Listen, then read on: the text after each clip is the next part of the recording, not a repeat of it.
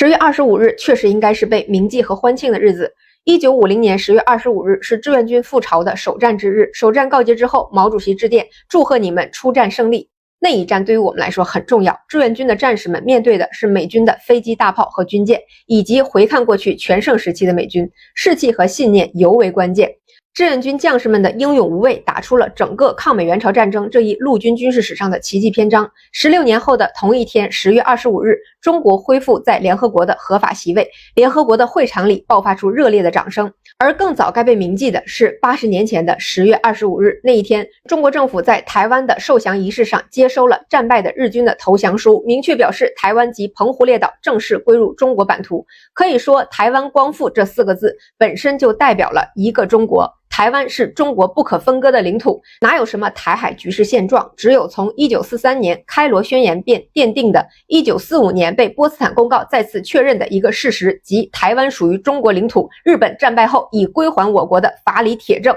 今天我们再次纪念这个同属于中国人民的日子，台湾光复纪念日，庆祝两岸伟大的中国人民在抗日战争中取得的伟大胜利，缅怀全体中国人民在顽强抵抗外侮过程中所付出的巨大牺牲和体现的爱国主义精神。而过不了这个节日的，究竟算是精神混血还是民族叛徒，咱们可就要好好掰扯掰扯了。郑丽文也好，马英九也罢，口号喊的9·2共识，然而对统一却闭口不谈。那么本次的台湾光复日的设立就是验明正身的机会了，这是历史、法理和民族大义的3重绑定。庆祝光复，我们来谈一谈两岸统一。不认同光复，甚至跟着日本学舌大谈中战而非战败的墙头草，就等于撕掉了自己的伪装，有何颜面自称中国人？沉默的荣耀热播，实际上就是把全体台湾人民拉回到那个时代，回忆起他们的先辈也曾是抗日的英雄，民族的脊梁。即便当时败走台湾的初期，日寇尚且备受鄙夷，如今何至于登堂入室到日台亲善的地步？堂堂正正的中国人真的就甘心被一群披着羊皮的狼，一群手下败将，一群负有历史罪责的贼寇匪首所驱使吗？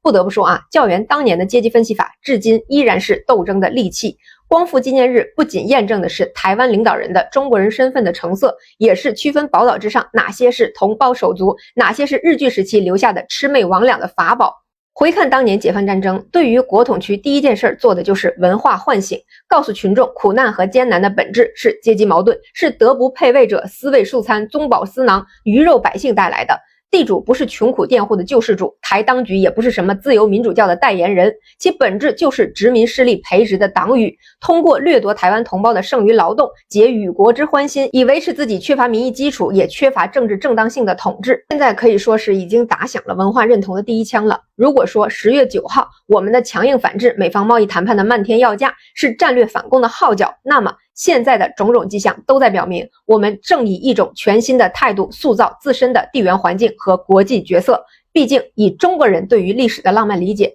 ，10月25号就该是充满英雄主义的豪迈，以及不畏浮云遮望远的胆魄的。最近几件事情啊，放在一起看，大家或许对我的这个论断会有更直观的感受。第一，就是对荷兰染指我海外资产，冻结转移安氏半导体的强盗行径采取了异常果断刚猛的还击手段，完美的还原了那句台词，大家不要误会，我就是针对欧洲的各位。我们对于荷兰屈从于美国的施压，撤换安氏半导体 CEO 的操作，一句废话都没有，直接断供，一片芯片欧美都别想拿到，一个公司硬刚整个欧洲是很难的，但是背靠着祖国那就不难了。于是现在的局面就是安氏总部自己告了自己，拿走了属于文泰科技的全部股权，结果也就只拿走了股权，对中国境内的生产线和分公司毫无办法，芯片一片也拿不到。而安氏中国更是强硬表态，荷兰总部相关决定在中国境内不具有法律效力。安氏 CEO 张秋明职务和身份保持不变，其职权范围内的行为代表着安氏中国业务运营一切正常。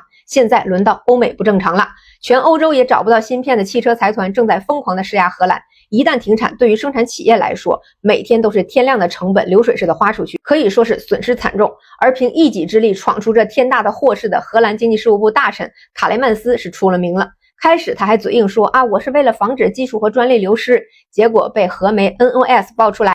法院庭审文件显示啊，美国曾与荷兰外交部接触，明确要求替换中资企业安氏半导体的中国籍领导层。现在摘不干净的卡雷曼斯急吼吼的约我们文涛部长的电话，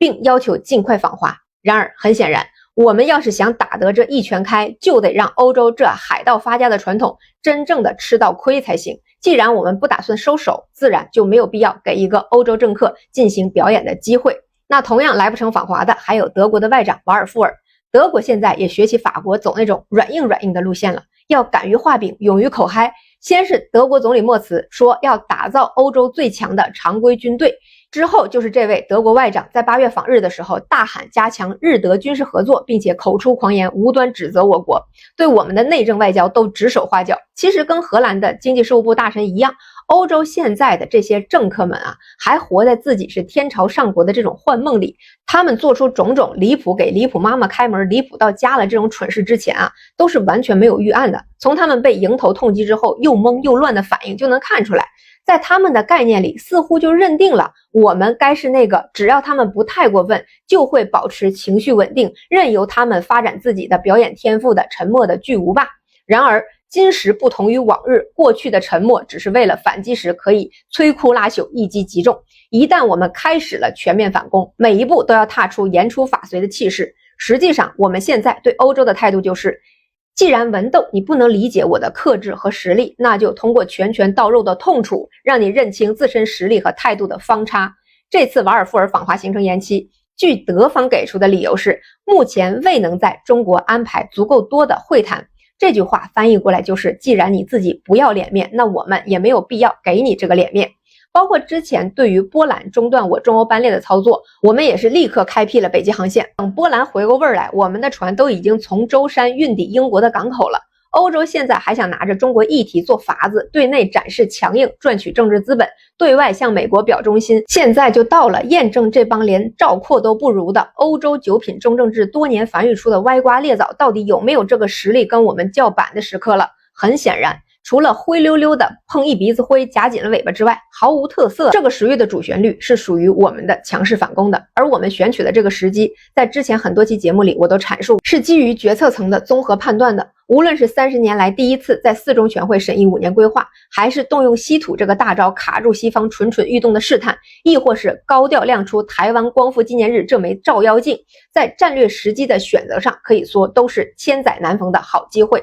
从一个小细节就能看出来啊，就在德国总理1周前宣布说要打造欧洲最强的军队之后，德军就拉了个大的。德军和德国警察乌龙交火，警方实弹反击，德军被击败了。情况呢，就是德国联邦国防军按计划在巴伐利亚州搞演习，大概有500名士兵参加。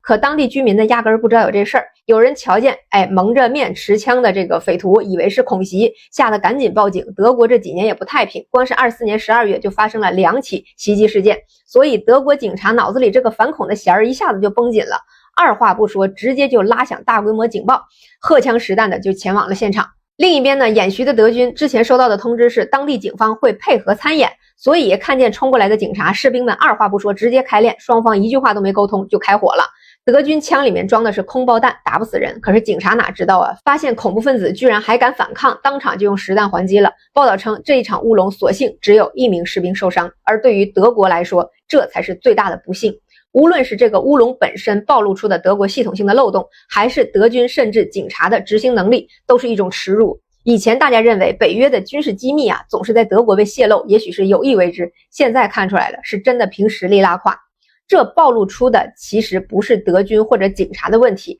其实是德国的国家实力和组织能力的问题。而德国的国家实力和组织能力还算是欧盟里面数1数2的，就可想而知现在这些欧洲的老爷们经过这快400多年的9品中正，瘸子里拔大个的操作方法已经堕落到什么地步了。也就是到了这种地步，才会在做官和做生意之间选择跟我们作妖。这在吃瓜群众眼里就是个乐子，可是真的严肃的深究起来，这就是我们的战略窗口期呀。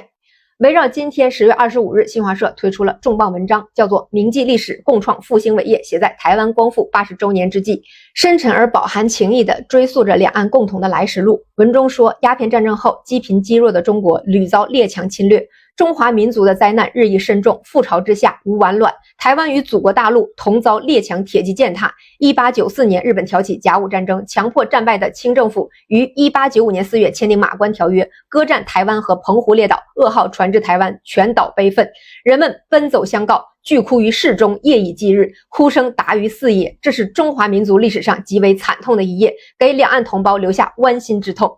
可谓是字字泣血，这种痛是独属于中国人民的历史创伤。现在大陆同胞正在抬起头昂起胸，如先辈们期待的那样屹立于世界民族之林，而台湾的手足们却依然在不知是人是鬼的魑魅魍魉的蛊惑和荼毒之下呜呼哀哉。文中提及台湾同胞不屈的抵抗，原文提到日本殖民者1895年5月底强行登陆台湾岛，台湾人民奋勇抵抗，发出愿人人战死而失台，绝不拱手而让台的怒吼，打响了以卫保台之意。从5月底至10月，坚守台湾的官兵与台湾民众组成的义军并肩作战，阵亡超过14000人，其惨烈远足以震动天下，逼迫海内外闻之。从北至南，无数抗日英雄涌现，用血肉之躯践行与其生为降虏，不如死为义民的铮铮誓言。我们中国人的骨气威武不能屈，回看历史，屈辱带来的是凝聚共识的力量，骄奢自满提示的是堕落的教训。1894年，老佛爷修了园子，庆贺了寿辰。1年之后，台湾沦陷，血流飘出。130年了，又一个自称天朝上国的衰朽帝国的老迈君主，为了自己的权柄，亲小人而远贤臣，筑实国帑，修筑自己又大又美的园子。国内动荡，毒品横行，正诡异又坚定地复刻着大清衰亡的每一个细节。而属于我们突破现有制约的机会窗口，也正随着霸权的衰落而徐徐打开。台湾光复纪念日不只是一面照妖镜，也是一封邀请函。同胞们，我们即将冲破这笼罩于头上的摧城黑云。西方那套虚伪的自由民主教的新衣早已千疮百孔，祖国正在大踏步地迈向属于中华文明的纪元。这场接续的突围和冲刺里，也有台湾同胞的军功章，时机已到，岂曰无一，与子同袍。